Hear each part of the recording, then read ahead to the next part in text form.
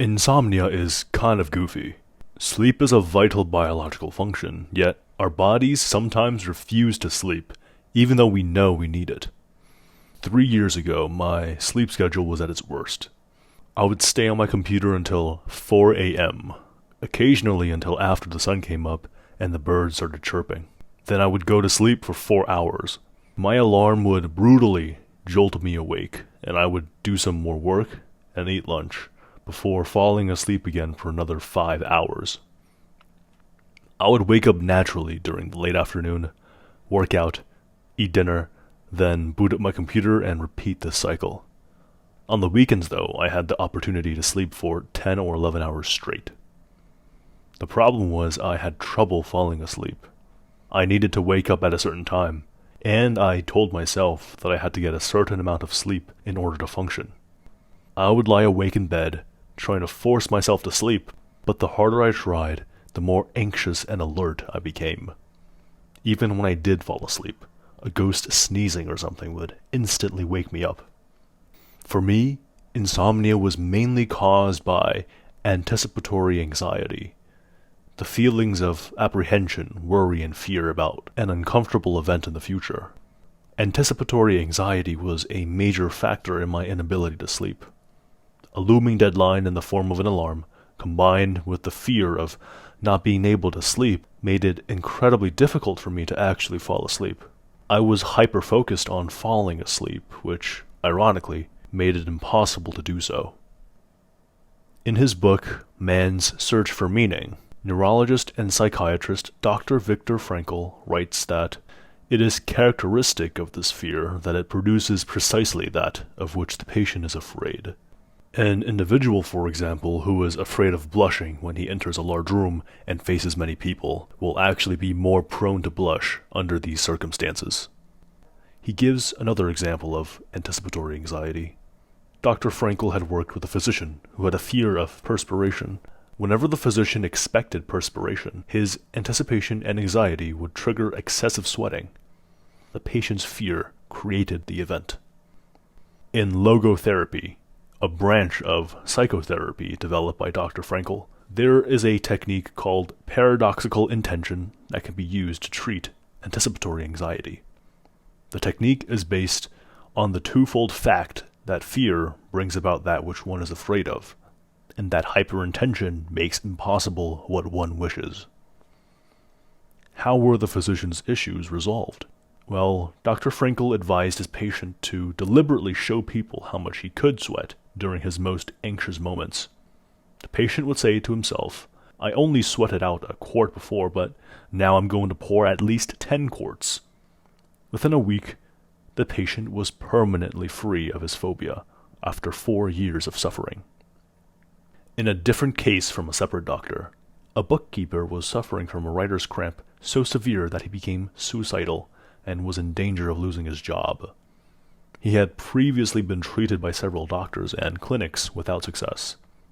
Usually he would do his best to write as neatly as possible. But, as a short-term treatment, the bookkeeper was instead advised to write with the worst handwriting possible.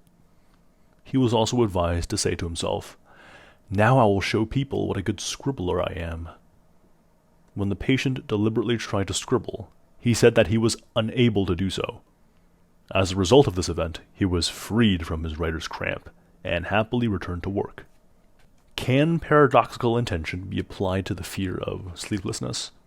Dr. Frankl writes, "To overcome this particular fear, I usually advise the patient not to try to sleep, but rather to try to do just the opposite. That is, to stay awake for as long as possible.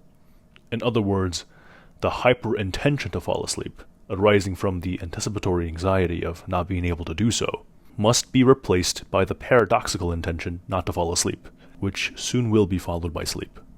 Is this approach effective in reality? Well, if I were to literally try to stay awake for as long as possible, I would default to doing stimulating activities, watching random YouTube videos and scrolling on my phone. I would down a can of Red Bull or something and turn all of the lights on, but that's obviously too effective in keeping me awake and would result in more harm than good. The point isn't to actively sabotage your sleep with the help of external aid, since that definitely won't result in sweet dreams.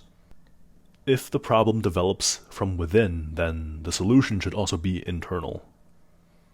The idea behind paradoxical intention is to eliminate or replace the feeling of anxiety. Anticipatory anxiety triggers the fight or flight response and signals the adrenal glands to release adrenaline, increasing your levels of alertness. That's exactly what you want if you're running from a dude chasing you with a knife. But if you're not under direct threat, like when you're lying in bed, or in the case of emotional stress, then the effects of adrenaline may not be as useful. I'm going to talk about what worked for me.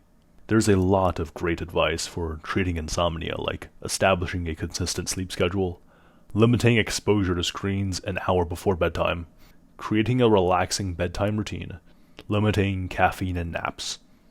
All of that is very useful and serves as a foundation for a good night's sleep, but bruh, what if it doesn't work? What am I supposed to do if I follow all of that before heading to bed, but I still just end up awake? Getting good sleep is important, and a serious problem requires a serious solution.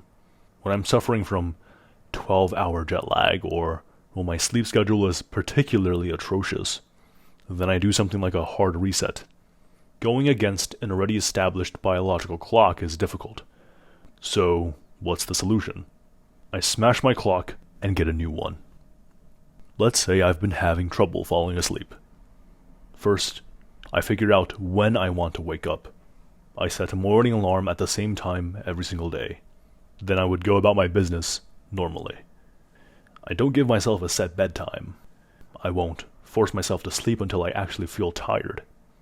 During the first 24 hours, I might not be tired at all and pull an all-nighter. That's fine. On the second day, I would feel pretty terrible. But here's the important part. I'm not taking any naps during the day to make up for the lost sleep, and I'm not ingesting any caffeine. I am able to build up a healthy relationship with sleep by applying Dr. Frankel's advice in this context, by staying awake without external aid until I'm actually tired. The first 3 days of this were usually the worst, because I felt like I was actually going to disintegrate into ash during the day. But the good part is, I would be so tired at night that I would just pass out. When I tried to forcefully fall asleep, I would generate emotional stress. Repeatedly trying to sleep while feeling anticipatory anxiety would make my brain associate going to bed with feeling alert. After a hard reset, I would become so tired that I stopped thinking. My upcoming alarm didn't matter. I wasn't mulling over random stuff that happened in the past. Nothing mattered except the overwhelming urge to sleep. Instead of feeling dread, I replaced all of my thoughts with pure bliss from the moment my head hit the pillow. My brain would associate bliss with sleep, and, assuming I was consistent with my new sleep schedule, my insomnia would evaporate. My sleeping schedule is much better now, although it still can't be considered healthy. I actually still have these residual dark circles under my eyes, 3 years later, even though I get a lot of sleep. It is what it is. Aight, I'ma head out. See you around.